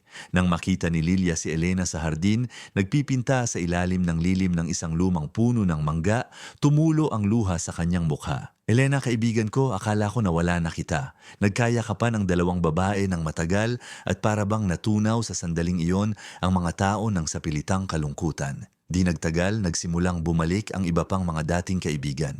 Muling tumanggap ng mga bisita ang bahay, nagkaroon ng mga boses, tawanan, buhay. Muling nagkaroon ng mga hapunang tsaa. Ang hardin na dati napabayaan ay muling binuhay at bumalik si Elena sa personal na pag-aalaga ng kanyang mga paboritong bulaklak. Si Marco, habang pinapanood ang lahat ng ito, ay nakaramdam ng halo-halong saya at pagsisisi. Saya dahil nakikita niyang muling nabubuhay ang kanyang ina, ngunit pagsisisi sa lahat ng nawalang panahon, sa lahat ng mga senyales na kanyang binaliwala. Isang gabi habang nakaupo kasama niya sa balkonahe, sa ilalim ng mabituing kalangitan ng Kalamba, sa wakas ay ipinahayag niya ang kanyang nararamdaman. Inay, patawad po. Sa lahat, sa hindi ko pagkakita sa nangyayari, sa paglayo ko, sa pagdala ko kay Vivian sa ating buhay. Hinawakan ni Elena ang kanyang kamay, ang kanyang hawak. Ngayon ay mas matatag, mas buhay. Marco, nagdurusa ka. Naiintindihan ko yan ngayon higit kailanman. Kapag nawalan tayo ng isang taong mahal natin, lalo na sa isang traumatikong paraan, nawawala rin tayo. Nawala ka sa sakit at ako'y nawala sa sarili kong kalungkutan. Nakita iyon ni Vivian at sinamantala. Ngunit hindi mo kasalanan, anak. Kasalanan niya. Kahit na, dapat ay naging mas malakas ako. Si Maria ay mas naging malakas sana. Espesyal si Maria, sabi ni Elena. Malambing, ngunit puno ng emosyon ang kanyang boses. Nagbibigay siya ng liwanag sa bahay na ito at oo, nakita niya sana agad ang tunay na kulay ni Vivian. Ngunit wala na si Maria, Marco, at gaano man kasakit kailangan nating tanggapin iyon at magpatuloy.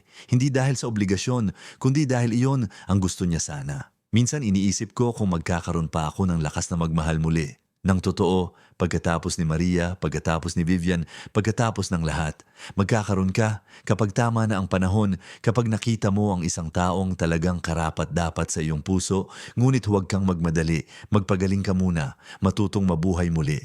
At kapag dumating ang pag-ibig, malalaman mo. Ang pag-uusap na yon ay naging isang pagbabago para kay Marco.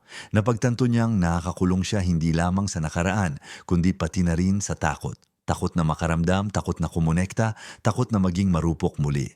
Ngunit habang pinapanood ang kanyang ina na dumanas ng napakarami at naghahanap pa rin ng lakas upang mabuhay ng lubos, nagsimula siyang maintindihan na ang tunay na katapangan ay hindi sa pag-iwas sa sakit, kundi sa pagpili na mabuhay sa kabila nito. Samantala, umuusad ang investigasyon. Nakuha ni Ana ang mga medical record ng panganganak ni Maria at sinusuri ng mga eksperto ang bawat detalye. Nakakabahala ang mga natuklasan. May mga hindi pagkakapare-pareho sa mga ginawang pamamaraan, mga questionabling desisyon ng doktor, isang hindi maipaliwanag na pagmamadali sa pagsasagawa ng cesarean section kahit walang malinaw na indikasyon para dito. Ang ulat ng mga eksperto ay nagtapos na mayroong malakas na indikasyon ng kapabayaan sa medikal at posibleng isang bagay na mas masama. Nagbukas ang Professional Regulation Commission ng investigasyon laban kay Dr. Reyes. Nagsimulang lumitaw ang mga dating pasyente, nag-uulat ng mga kakaibang sitwasyon, hindi tamang medikasyon, mga kahina-hinalang pamamaraan. Isang pattern ang nagsimulang mabuo, ang pattern ng isang doktor na inuuna ang personal na interes kaysa sa kapakanan ng kanyang mga pasyente. Si Vivian, nang malaman ang investigasyon, ay sumubok ng isang huling baraha. Dumating siya sa mansyon ng walang abiso, iginigiit na pumasok, sinasabing mayroon pa siyang mga karapatan bilang asawa ni Marco. Ngunit natagpuan niya ang mga pintong nakakandado at si Marco sa kabilang panig, matatag sa kanyang desisyon. Wala ka ng kapangyarihan dito, Vivian. Nagsampa na ako ng petisyon para sa diborsyo, kinwestiyon ko na ang lahat ng dokumentong pineke mo at ang investigasyon tungkol kay Maria ay isinasagawa na. Kung matalino ka, makikipagtulungan ka sa mga autoridad. Iyon na lang ang pagkakataon mo para makakuha ng anumang kaluwagan. Wala akong ginawang masama, sigaw niya, ngunit may desperasyon na sa kanyang boses ngayon, hindi na ang malamig na kalkulasyon tulad ng dati. Sinisira mo ang buhay ko dahil sa mga hinala, sa mga teorya ng isang matandang nalilito at isang lalaking hindi makalimot sa nakaraan. Hindi nalilito ang aking ina. Mas malinaw ang isip niya kaysa sa mga nakaraang buwan dahil wala na siya sa ilalim ng iyong impluensya at mga gamot at hindi ako nakakulong sa nakaraan. Sa wakas ay hinaharap ko na ito, isang bagay na dapat ko nang ginawa noon pa. Muling sinubukan ni Vivian. Marco, pakiusap. Maaari nating ayusin ito sa pagitan natin. Hindi na kailangang isali ang mga abogado, ang pulisya. Aalis ako sa iyo na ang lahat, huwag mo lang akong sirain. Ngunit natuto na si Marco. Natuto siyang may mga taong hindi karapat-dapat sa pangalawang pagkakataon na ang habag ay hindi dapat ipagkamali sa kahinaan na ang katarungan ay minsan nangangailangan ng katatagan. Kung talagang wala kang ginawang masama, tulad ng sinasabi mo, wala kang dapat ikabahala. Lilinawin ng investigasyon ang lahat.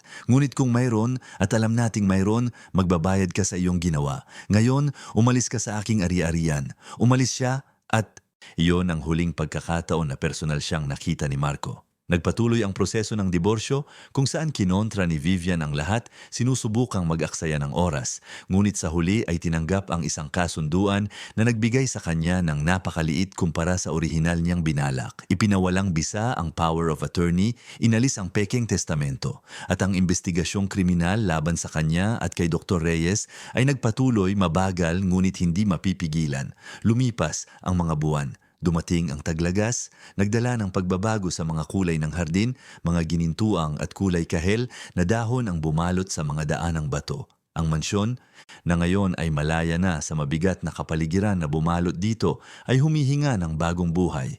Ganap nang nakabawi si Elena, bumabalik sa pagiging masiglang babae na palagi niyang pagkatao. Nagsimula pa siyang magturo ng pagpipinta sa mga bata sa komunidad, nagdadala ng bata at masayang enerhiya sa bahay. Inayos ni Marco ang kanyang propesyonal na buhay.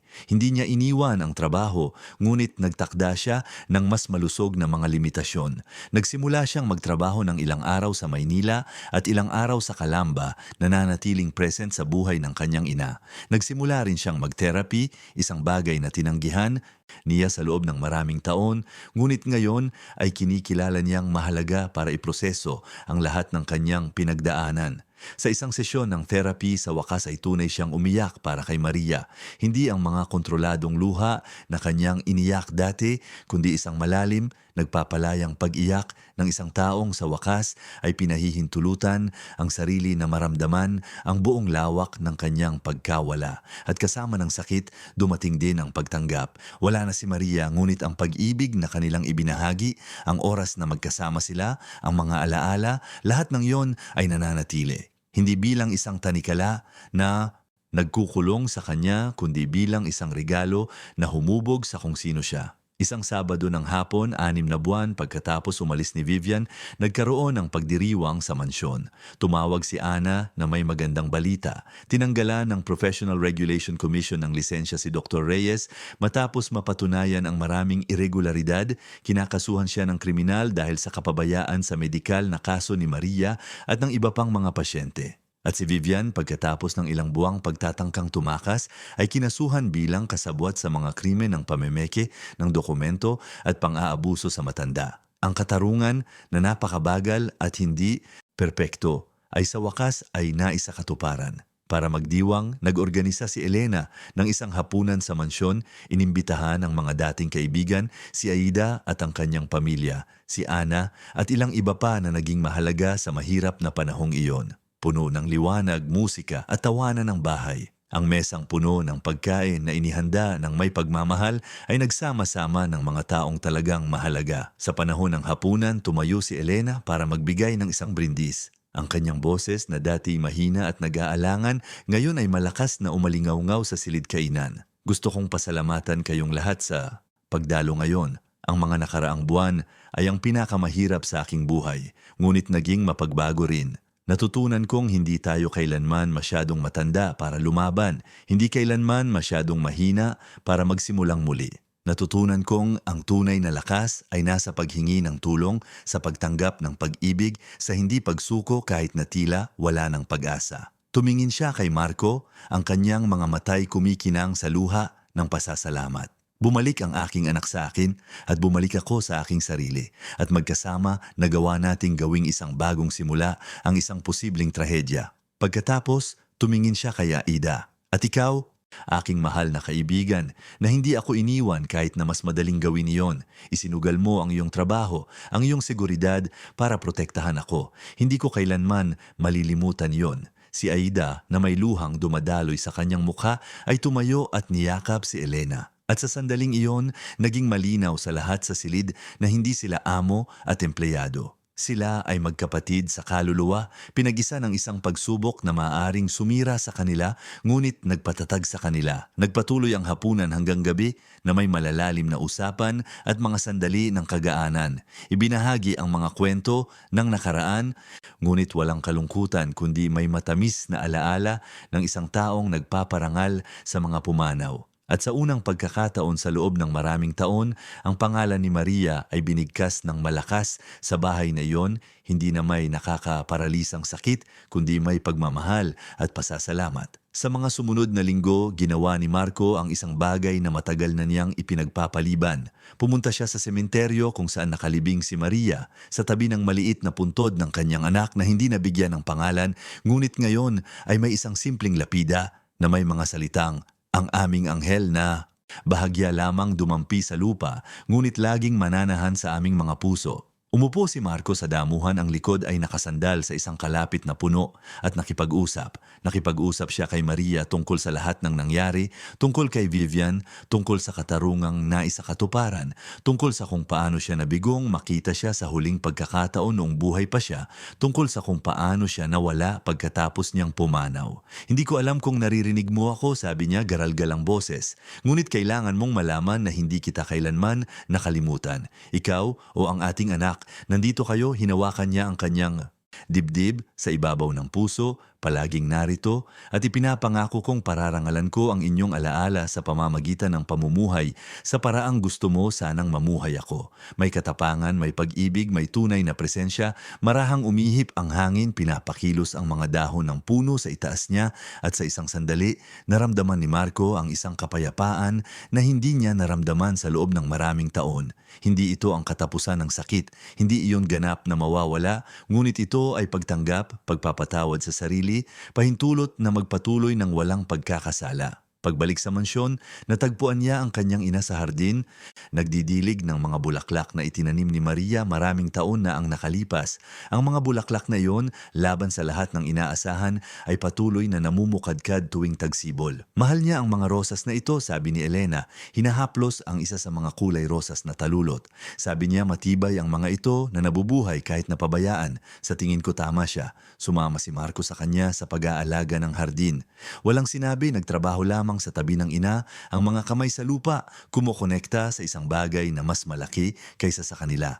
At sa tahimik na pagbabahagi ng iyon, puno ng pag-unawa at pag-ibig, natagpuan nila ang paghilom. Ang mga buwan ay naging isang taon. Nagpatuloy ang investigasyong kriminal, ngunit natutunan ni Marco na huwag hayaang ubusin nito ang kanyang buhay. Ginawa niya ang kanyang bahagi, hinanap niya ang katarungan, at ngayon ay nagtitiwala siyang gagawin ng sistema ang tama. Ang kanyang focus ay sa pamumuhay, sa muling pagtatayo, sa pagiging present.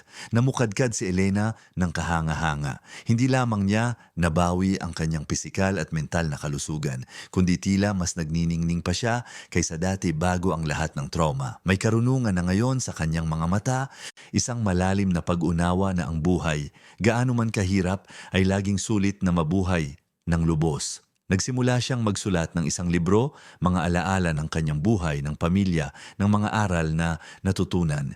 Hindi ito para sa publikasyon, sabi niya, kundi para sa mga susunod na henerasyon, upang malaman ng kanyang mga apo, kung magkakaroon man kung saan sila nanggaling, malaman ang mga kwentong humubog sa pamilyang iyon. Si Marco, sa kabilang banda, ay dahan-dahang nagsimulang magbukas sa posibilidad ng mga bagong relasyon. Hindi siya aktibong naghahanap, ngunit hindi na rin niya isinasara ang sarili. Pinahintulutan niya ang sarili na makakilala ng mga tao, makipagkaibigan, hayaang dumaloy ang mga bagay ng natural. Sa isang art exhibit sa Maynila, niya nakilala si Beatrice. Siya ay isang curator ng isang maliit na museo, mahilig sa kontemporaryong sining ng Pilipinas, may nakakahawang tawa at isang simpleng paraan ng pagtingin sa buhay. Walang love at first sight, walang drama, isang tahimik na koneksyon lamang, isang usapan na natural na dumadaloy, isang tunay na interes sa isa't isa. Nagsimula silang magkita paminsan-minsan, walang pressure, walang inaasahan. Ikinuwento ni Marco sa kanya ang tungkol kay Maria sa lahat ng nangyari, at nakinig si Beatrice nang walang paghuhusga. May tunay na empatya, hindi niya sinubukang makipagkompetensya sa isang alaala, hindi sinubukang burahin ang nakaraan. Tinanggap lamang niya na iyon ay bahagi ng kung sino si Marco. At dahan-dahan, napakabagal, naramdaman ni Marco ang isang bagay na akala niya'y hindi na niya mararamdaman muli. Pag-asa sa isang hinaharap na may kasamang pag-ibig, pagsasama, marahil pati pamilya. Hindi ito katulad ng sa kanya ni Maria, iba ito, mas matanda, mas may kamalayan. Ngunit ito ay totoo at ito ay mabuti. Nang sa wakas ay dinala niya si Beatrice para makilala si Elena, ilang buwan matapos silang magsimulang magkita, kinakabahan siya. Hindi dahil natatakot siya sa paghuhusga ng kanyang ina, kundi dahil ito ay kumakatawan sa isang mahalagang bagay. Ito ay pag-amin na nagpapatuloy na siya, na pinahihintulutan niya ang isang bagong tao na pumasok sa kanyang puso at sa buhay ng kanyang pamilya. Tunay na magiliw na tinanggap ni Elena si Beatrice. Nag-usap ang dalawa tungkol sa sining, sa buhay, sa maliliit na bagay at malalaking isyu. At nang umalis si Beatrice, hinawakan ni Elena ang mga kamay ng kanyang anak at sinabi, "Espesyal siya, Marco, sa isang paraang iba kay Maria, ngunit espesyal din. At ang pinakamahalaga, totoo siya. Walang mga maskara, walang mga laro, isang mabuting tao lamang na malinaw na nagmamalasakit sa iyo." Alam ko, inay, at medyo natatakot ako. Natural na matakot pagkatapos ng lahat ng pinagdaanan, ngunit huwag mong hayaang nakawin ng takot ang posibilidad ng kaligayahan. Hindi iyon gusto ni Maria para sa iyo, hindi ko iyon gusto para sa iyo. Karapat-dapat ka sa pag-ibig, anak, karapat-dapat kang maging masaya. Ang mga salitang iyon ay nagpalaya sa kanya. Napagtanto ni Marco na sa isang paraan humihingi siya ng pahintulot na magpatuloy. Pahintulot mula sa kanyang ina, pahintulot mula sa alaala ni Maria, pahintulot mula sa kanyang sarili. At ngayon sa wakas naramdaman niyang mayroon na siyang pahintulot. 2 taon pagkatapos ng mapait na araw na iyon na bumalik siya sa mansyon at natuklasan ang katotohanan tungkol kay Vivian, si Marco ay nakatayo sa hardin, pinapanood ang kanyang ina na nagtuturo ng pagpipinta sa isang grupo ng mga bata mula sa komunidad. Ang kanilang mga tawa ay pumupuno sa hangin at si Elena ay mukhang mas bata kaysa sa kanyang 74 na taon. Nasa kusina si Aida, naghahanda ng mga biskwit para sa mga bata, humuhuni ng isang lumang kanta. Buhay na muli ang mansyon. Hindi tulad ng dati, dahil imposible nang bumalik sa panahon. Ngunit buhay sa isang bagong paraan, mas may kamalayan, mas may intensyon. Bawat silid ay nabawi ang kanyang kaluluwa, bawat pader ay nagkukwento, bawat litrato ay nagpaparangal sa isang alaala. Nasa tabi ni Marco si Beatrice, ang kanyang kamay ay nakahawak sa kanya. Kamakailan lamang silang nag-engage, isang desisyon na ginawa ng walang pagmamadali, ngunit may katiyakan. Ang kasal ay magiging simple. Sa mansyon mismo, kasama lamang ang mga malalapit na tao. At sa pagkakataong ito, alam na alam ni Marco kung ano ang kanyang ginagawa, alam kung sino ang nasa kanyang tabi. "Ang gandang tingnan ng iyong ina na ganito," sabi ni Beatrice, hinigpitan ng kanyang kamay. "Puno ng buhay." "Isang himala," sagot ni Marco. "Maaaring ibang-iba ang naging katapusan. Kung hindi ako bumalik noong panahong iyon, kung hindi nagkaroon ng lakas ng loob si Aida na i-record ang usapang iyon, kung hindi nakahanap ng lakas ang aking ina para lumaban. Ngunit bumalik ka. Nagkaroon ng lakas ng loob si Aida. Lumaban ang iyong ina. At ngayon narito kayo, buhay, magkasama, yun ang mahalaga." Hinila siya ni Marco para sa isang yakap, nararamdaman ang pasasalamat sa lahat ng kanyang pinagdaanan, gaano man kasakit. Dahil ang sakit na iyon ay nagturo ng mahahalagang aral. Nagturo ito tungkol sa presensya, tungkol sa hindi pagbabaliwala sa mga taong mahal natin. Nagturo ito tungkol sa katapangan, tungkol sa kahalagahan ng pagharap sa mahihirap na katotohanan. Nagturo ito tungkol sa pagpapatawad, lalo na ang pagpapatawad sa sarili. At nagturo ito na ang buhay kahit pagkatapos ng pinakamalaking trahedya ay nagpapatuloy. At mayroon tayong pagpipilian kung paano ito mamuhay. Maaari tayong magkulong sa mga emosyonal na aparador, ihiwalay ang sarili sa ating sakit, payagan ang iba na kontrolin ang ating kwento. O maaari tayong lumaban, humingi ng tulong, piliing mabuhay ng lubos, pinararangalan ang mga nawala sa pamamagitan ng pamumuhay sa pinakamahusay na paraan. Noong gininto ang hapong iyon habang papalubog ang araw sa mga hardin ng Calamba, tumingin si Marco sa paligid at naramdaman ang isang bagay na matagal na niyang hindi naramdaman. Kasiyahan. Hindi ang mababaw na kaligayahan ng isang taong binabaliwala ang mga problema, kundi ang malalim na kasiyahan ng isang taong hinarap ang kanyang mga demonyo, hinanap ang katarungan, inalagaan ang kanyang mga mahal sa buhay, at ngayon ay maaari nang magpahinga ng may kaalaman na ginawa niya ang tama. Ang mansyon na halos naging isang libingan para sa kanyang ina ay ngayon ay muling isang tahanan.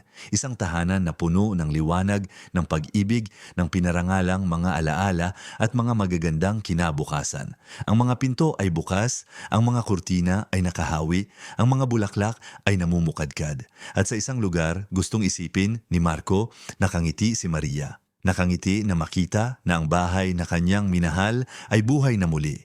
Nakangiti na makita si Elena na malakas at nagniningning. Nakangiti na makita si Marco na sa wakas ay payapa, sa wakas ay may kakayahang magmahal muli, sa wakas ay nabubuhay sa halip na umiiral lamang. Nakamit na ang katarungan. Si Vivian ay nagbabayad na para sa kanyang mga krimen. Hindi na muling makakapag-practice ng medisina si Dr. Reyes. Ang mga peking dokumento ay ipinawalang bisa. Nagwagi ang katotohanan. Ngunit mas mahalaga kaysa sa legal na katarungan ay ang emosyonal na katarungan na nakamit. Ang pagpapatawad, ang paghilom, ang muling pagkonekta. Ang pagpapanumbalik hindi lamang ng isang bahay, kundi ng isang pamilya, ng mga buhay, ng mga layunin. Habang tuluyang lumubog ang araw at nagsimulang lumitaw ang mga unang bituin sa kalangitan ng Kalamba, gumawa si Marco ng isang huling tahimik na pangako. Pangako na hindi na muling mawawala, na hindi na muling babaliwalain ang mga biyayang mayroon siya na mamuhay sa bawat araw na may intensyon at presensya. Binigyan siya ng buhay ng pangalawang pagkakataon at sa pagkakataong ito, hindi niya ito sasayangin. Ang mansyon, kasama ang lahat ng kwento nito, lahat ng sakit at kagalakan ay mananatiling nakatayo. Ang mga susunod na henerasyon ay maglalakad sa mga pasilyo nito, magtatanim ng mga bulaklak sa mga hardin nito, magmahal sa mga silid nito, mamumuhay ng kanilang sariling mga kwento. At marahil lamang kapag nagtanong ang mga susunod na henerasyong iyon tungkol sa nakaraan, may magkukwento tungkol kay Elena. Ang kwento ng isang babaeng pinatahimik, inihiwalay, halos wasakin, ngunit nakahanap ng lakas upang lumaban. Ang kwento ng isang anak na nawala ngunit bumalik sa tamang oras. Ang kwento ng isang tapat na empleyado na naging bayani. Ang kwento ng katarungan, ng katotohanan, ng pag-ibig na nagwawagi kahit sa pinakamadilim na manipulasyon. At ang kwentong iyon ay magiging isang paalala. Isang paalala na hindi kailanman huli para lumaban, hindi kailanman huli para hanapin ang katotohanan, hindi kailanman huli para piliin ang buhay kaysa sa pagpapaubaya. Dahil sa huli, ang nagbibigay kahulugan sa atin ay hindi ang mga trahedyang ating hinaharap, kundi kung paano natin pinipiling tumugon sa mga ito. At si Marco, si Elena at lahat ng nagmamahal sa kanila ay piniling tumugon ng may katapangan, may pag-ibig, may hindi natitinag na determinasyon na ang liwanag ay laging magwawagi sa kadiliman. At kaya, habang binabalot ng gabi ang mansyon ng Kalamba ng kanyang balabal ng mga bituin, sa loob ng mga lumang pader na iyon ay mayroon lamang kapayapaan. Ang kapayapaan ng isang taong lumaban ng mabuting laban, ng isang taong naghanap at nakahanap ng katarungan, ng isang taong natutunan na ang tunay na tahanan ay hindi lamang isang lugar, kundi ang mga taong naninirahan dito at ang pag-ibig na pumupuno dito. Ang kwento ni Marco at Elena na nagsimula sa sakit at halos magtapos sa trahedya ay natagpuan ang tunay na wakas nito. Hindi isang wakas na parang kwentong diwata kung saan perpekto ang lahat, kundi isang tunay na wakas kung saan mayroon pa ring mga sugat ngunit naghihilom na, kung saan ang masakit na mga alaala ay kasamang umiiral sa mga bagong kagalakan, kung saan nagpapatuloy ang buhay sa lahat ng komplikasyon at kagandahan nito. At iyon sa huli, ang tanging mahalaga, wakas ang kwento. Minamahal na mga tagapakinig, inaasahan naming ang kwento ni Marco, Elena at ang pakikibaka laban sa manipulasyon ni Vivian ay lubos na nakaantig sa inyong mga puso. Kung naantig ka sa lakas ni Elena, sa katapangan ni Aida, sa paglalakbay ng paghilom ni Marco,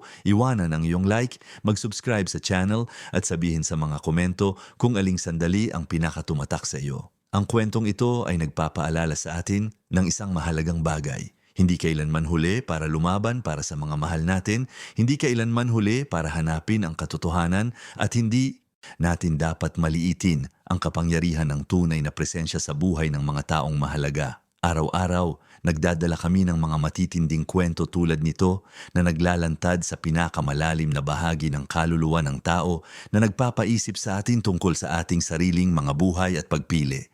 Mga kwentong hindi lamang nagbibigay aliw, kundi nagbabago, nagtuturo, nagpapaalala sa atin na maging mas matulungin, mas present, mas matapang.